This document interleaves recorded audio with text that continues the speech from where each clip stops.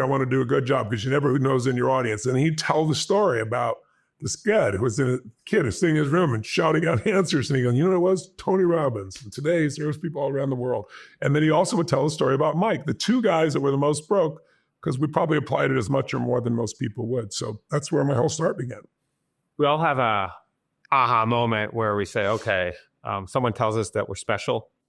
And you had an interesting teacher named Mr. Cobb your sophomore year in high school. Again, I think a lot of guys all have their ultimate crush. You had one, a senior cheerleader in high school. What did he tell you and took you aside where he thought you were getting in trouble, and instead it just opened up your whole world? He was a very kind of right-wing, straight-laced guy that taught speech.